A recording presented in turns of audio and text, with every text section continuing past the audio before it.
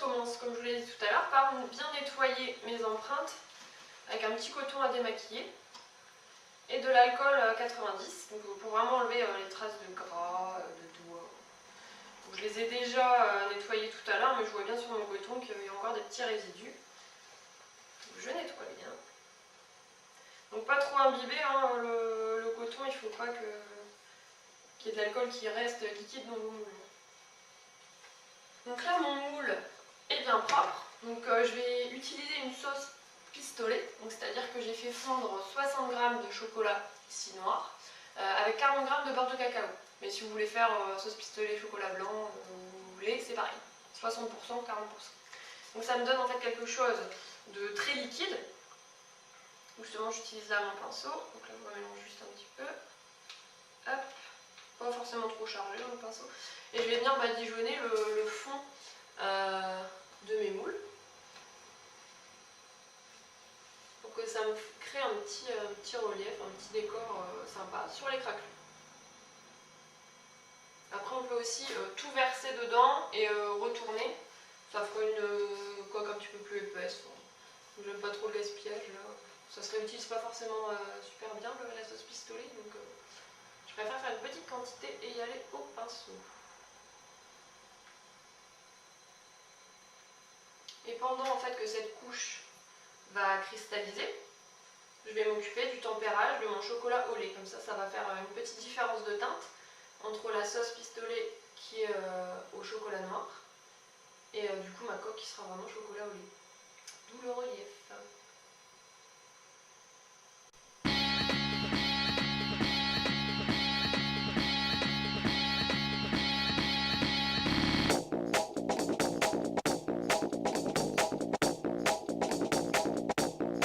Donc là j'ai terminé de faire mon décor à la sauce pistolet. Donc j'avais déjà commencé à faire fondre un peu mon chocolat au bain-marie.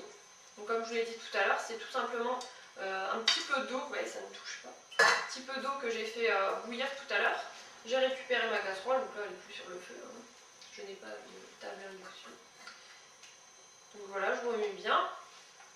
Et donc je me suis munie aussi d'un thermomètre, donc il a bien vécu celui-là, n'est-ce pas? Et il fonctionne très bien, c'est un thermomètre que j'ai acheté chez Cerdelier, vous pouvez en trouver partout. Donc ce que j'aime bien dans ce thermomètre, c'est qu'il est précis à 0,1 près. Donc pour le chocolat c'est pas mal, on voit vraiment la température arriver, comme les tranches de température sont de 1 à 2 degrés. Donc là en fait je vais tempérer avec le micrio, un tempérage facile pour vous montrer. Donc voilà, c'est marqué ici derrière, parce que j'ai pas du tout la mémoire des chiffres. Donc fond de chocolat à 40-45 degrés, peu importe la couleur. Et donc là j'utilise du chocolat au lait, donc du coup c'est à 33-34 degrés que je vais devoir rajouter 1% de micrio. Et la température de travail c'est 29-30.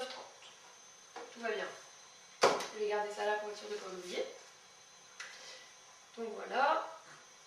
Et aussi, chose importante que je ne vous ai pas dit, pour faire le tempérage comme je le fais là, soit par tablage, soit par ensemencement, soit par bain-marie comme je le fais ici, il ne faut jamais faire en dessous de 400 grammes.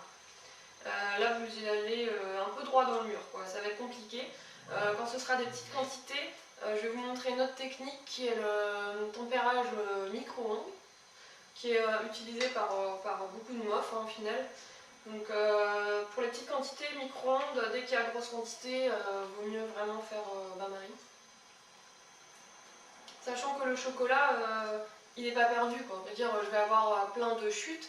Ce chocolat, je peux très bien le réutiliser soit pour refaire un tempérage, il n'y a aucun souci. Le fait d'ajouter du micrio, en fait, c'est juste que ça lui apporte une fluidité supplémentaire, mais en aucun cas ça le dénature, quoi. Donc je peux le refaire encore et encore, il sera juste, à force de le faire, plus fluide.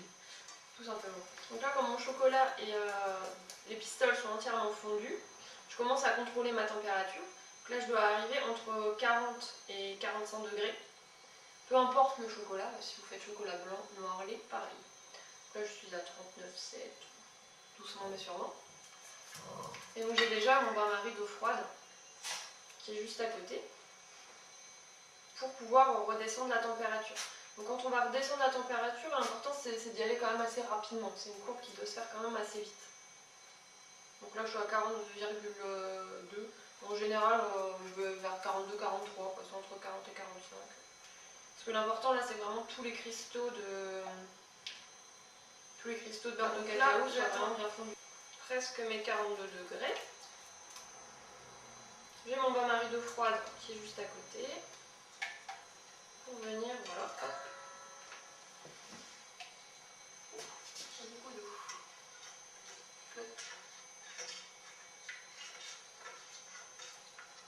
Pour venir tout de suite en fait descendre la température.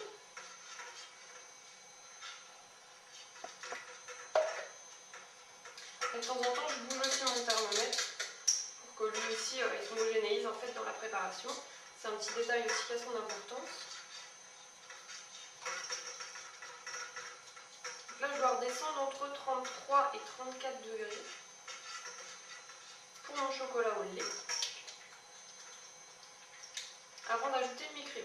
Donc le micréo, je vous conseille de le tamiser aussi au préalable, parce que ça a tendance à faire des petits agglomérats, et ces petits agglomérats, ils vont pas bien se dissoudre. Hop, donc là, je suis presque à 35, donc avec l'inertie du froid, normalement, je devrais pas tarder à arriver à 34-35. 33-34, pardon. Les chiffres et moi, on n'est pas potes.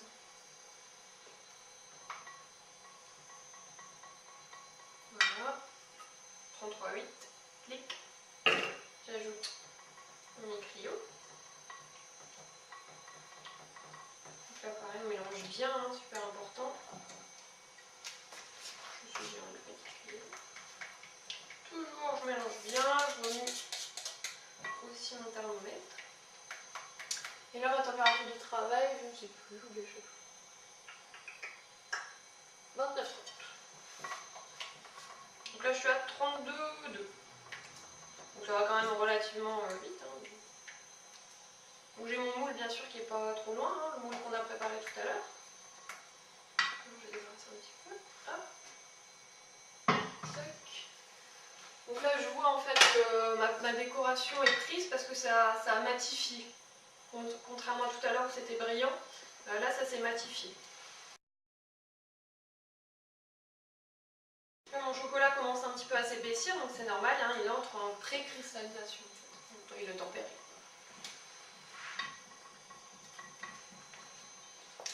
Là, je suis à 31.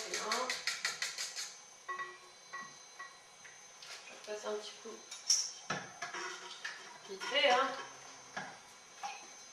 C'est ça la température, il faut savoir doser.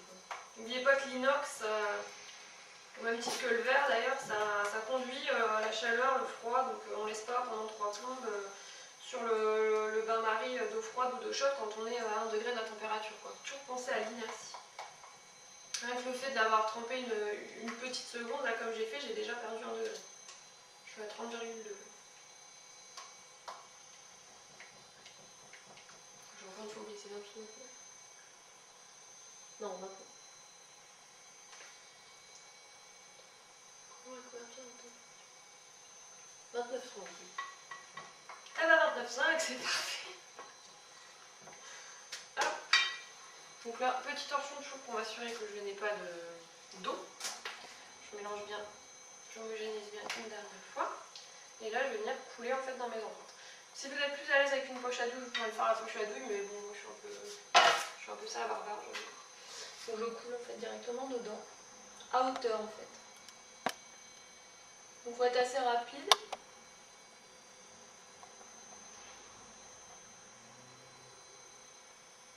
Parce que sinon votre chocolat cristallise déjà et vous aurez des coques qui vont être trop grosses.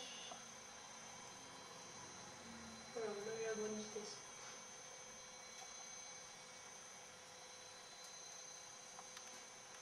Hop. Donc là maintenant je vais taper mon moule pour faire remonter en fait les bulles d'air, les éventuelles bulles d'air, d'un côté puis de l'autre.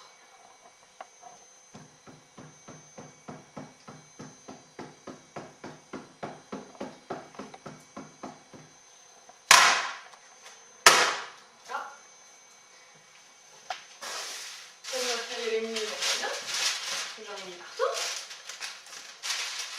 Donc là je me prends une feuille de papier sulfurisé pour récupérer en fait l'excédent chocolat. Donc tout simplement, je vais venir le retourner d'un coup. Hop. Et le tapoter.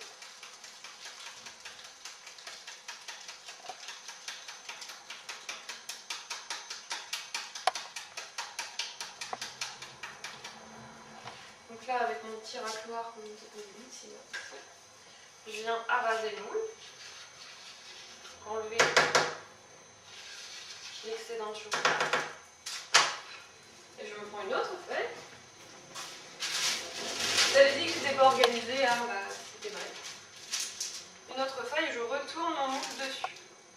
Et je retapote encore une fois. En fait, le fait de le poser comme ça sur une feuille, ça permet en fait à l'excédent de chocolat de venir se déposer sur la feuille. Et en fait, ça va faire ce qu'on appelle une lèvre de soudure. C'est-à-dire qu'à cet endroit-là, ce sera un petit peu plus épais. Et au moment où on devra les coller ensemble, ce sera plus facile que d'avoir quelque chose qui fait 1 millimètre, qui est tout fin, qui risque de fondre très vite. Donc là, on a une petite lèvre de soudure, c'est parti. Donc là, ce chocolat, il n'est pas perdu, hein, il va cristalliser de la même manière en fait que mes moules ici. Sauf que ça va mettre plus de temps parce que l'épaisseur est plus importante. Mais surtout, c'est pas du chocolat qui est perdu. Vous pouvez vous en servir pour faire par exemple la ganache qui va aller dans vos petits moules ou pour en faire d'autres coques. Hop. Donc ça cristallise assez rapidement si c'est bien fait. Donc c'est déjà la première, on va dire, petite indication pour voir si vous avez bien travaillé. Si au bout, on va dire, de 3-4 minutes, votre chocolat ne s'est pas matifié, tu peux recommencer. Et tu n'arriveras jamais aussi à enlever en fait le moule, donc directement vaisselle et tout. Hein, parce que si c'est pas tempéré, ça se décolle pas. C'est systématique. Donc normalement on a bien travaillé, donc il n'y aura pas de problème, hein, mais c'est toujours la petite appréhension. Donc là on va le laisser justement quelques minutes en fait ici à température ambiante. Donc le chocolat va légèrement prendre. À ce moment-là, je vais venir re-araser mon moule pour vraiment enlever tout l'excédent de chocolat qui pourrait perturber sa cristallisation, enfin sa rétractation en fait, parce que le chocolat c'est ça, il se rétracte en refroidissant et c'est ça qui fait qu'on arrive à le retirer tout seul. Donc je vais revenir en fait enlever tout ça pour que ce soit bien propre, bien net, et là je vais le mettre à peu près, on va dire 15-20 minutes au frigo. Il ne faut pas dépasser ce temps-là parce que sinon après vous avez l'humidité du frigo qui peut passer justement dans l'interstice qui s'est créé entre le moule et le chocolat qui s'est rétracté et ça va vous créer de la condensation et du coup des marques blanches, chocolat pas brillant, enfin tout ce qu'on ne veut pas. On s'est cassé le trognon pour que ça n'arrive pas. Donc 15-20 minutes grand maximum pour le frigo. L'idéal étant d'avoir un frigo qui a 8-10 degrés, donc sachant que nous c'est plus 4-6. Ça marche quand même, hein, mais si vous avez un deuxième frigo que vous pouvez régler au plus bas, c'est ce que j'ai fait tout à l'heure, je l'ai réglé au plus bas pour que ce ne soit pas un froid trop agressif. Donc, voilà. Donc là, bah, justement, le temps que je blablate, en fait, je vois que mon chocolat, vous voyez sûrement rien, mais je vois que mon chocolat se matifie déjà sur une grosse couche comme ça. Donc normalement, c'est que c'est bon pour la petite couche qu'il y a là. Donc, je ne sais pas si sur les bords, j'arrive peut-être à, voilà, j'arrive déjà à le décoller en fait. Décoller mes petites pastilles, ça n'accroche pas du tout au papier sulfurisé. Donc voilà, vous voyez. Donc c'est que c'est bien fait. Si c'est pas bien fait en fait, donc ça c'est vraiment un bon indicateur. Ça va vous faire comme des traînées de gras, impression huileux, des traînées comme ça de gras au sein de votre chocolat. Donc si vous voyez ça, bah, il n'y a pas grand espoir à faire, hein, même en foutant au congélateur, tout ce que tu fais, ça va pas marcher. Donc si ça fait ça, bah, il faut recommencer tout de suite. Donc en remontant, en refaisant tout ce qu'on vient de faire, en fait, le refaire fondre à 40, tout ça. Donc là, je suis soulagée, ça marche. On voit qui se décolle tout seul. C'est bon. Alors, est-ce que là, il a commencé déjà un peu à prendre? Est-ce que ça va? Voilà, donc là, c'est légèrement matifié. Je sais pas si on peut voir comment je fais. Moi, je peux me rapprocher. Comment tu vois? Enfin, il s'est matifié, mais on voit que les bords sont pas propres. Donc là, en fait, je vais venir araser, justement. Donc là, j'en prends un autre, juste parce que le premier n'est pas propre. Je vais vraiment araser le moule. Que les bords soient propres.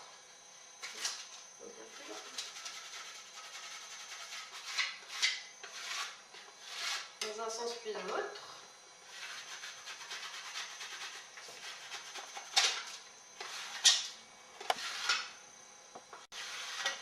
Si on veut une couche un peu plus épaisse, on le fait 2 fois. Ça, en fait, une fois que c'est cristallisé, on le refait. Je pense que ce sera bon. Donc, je le remets en fait sur sa feuille. Et là, par contre, je vais les mettre au frigo. Donc là, j'ai récupéré mes coques de chocolat. Je les ai laissées à peu près un quart d'heure au frigo.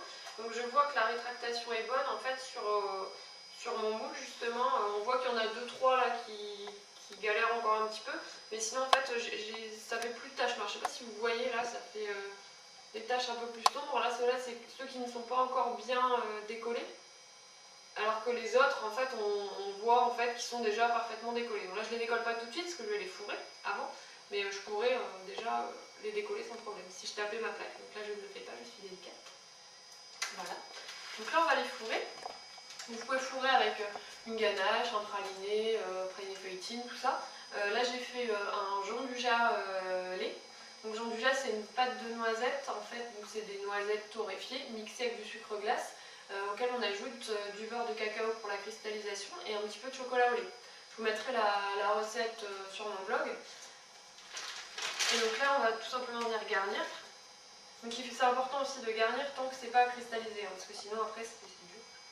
Petite précision. Il ne faut pas garnir non plus quand c'est chaud, là c'est-à-dire que c'est tempéré. Parce que forcément, si vous incorporez quelque chose de chaud dans vos empreintes en chocolat, ça va les faire refondre. Donc là, je ne sens rien, c'est ni chaud ni froid en fait. Voilà, donc je viens garnir.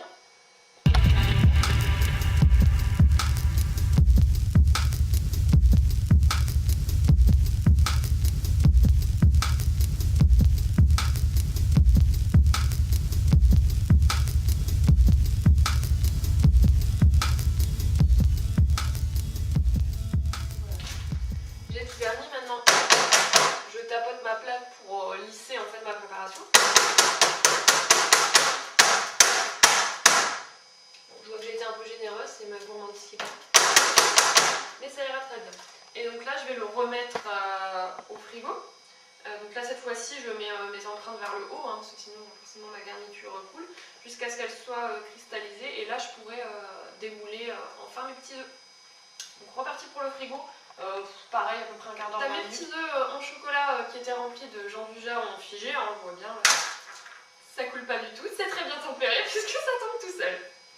Et on voit qu'ils sont très brillants, donc je vais les démouler bien. Hop. Voilà, donc quand ça fait ça, c'est que c'est bien. Ça tombe tout seul.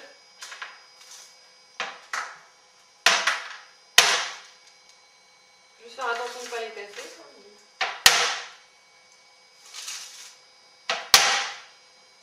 Bon, j'en ai un récalcitrant là, je sais pas pourquoi il veut pas. Ah, si, il va. Encore un petit peu.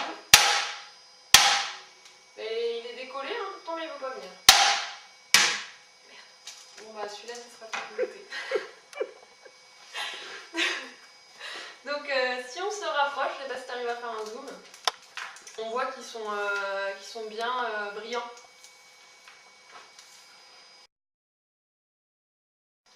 Donc là maintenant on va pouvoir passer à l'assemblage. Donc en fait pour l'assemblage, il faut tout simplement faire chauffer un petit peu soit les deux, soit un seul, et puis venir en fait les rejoindre. Donc pour ça je vais faire chauffer une poêle ou une casserole à sec sur le feu. Je vais la ramener ici et je vais aussi me munir de gants parce que c'est toujours mieux pour ne pas faire fondre le chocolat et ne pas laisser de marques d'empreintes dedans. Voilà, donc là c'est chaud, c'est même un peu trop chaud. Faut que ce soit trop, donc vous voyez aller doucement. J'ai mes gants, donc je prends mes petits œufs. Donc là je vais les passer très rapidement parce que c'est bien chaud. Hop, et je les forme.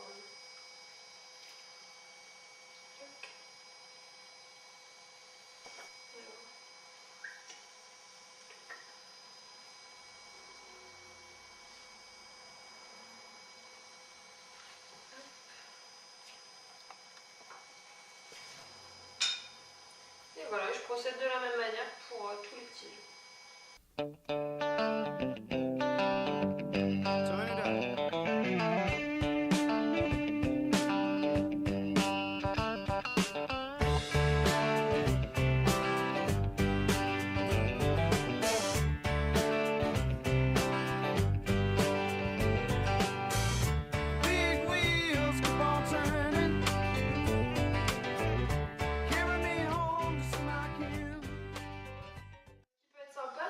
réaliser un plus gros œuf de Pâques comme celui-là par exemple, creux, et de le remplir en fait avec des petits œufs de Pâques.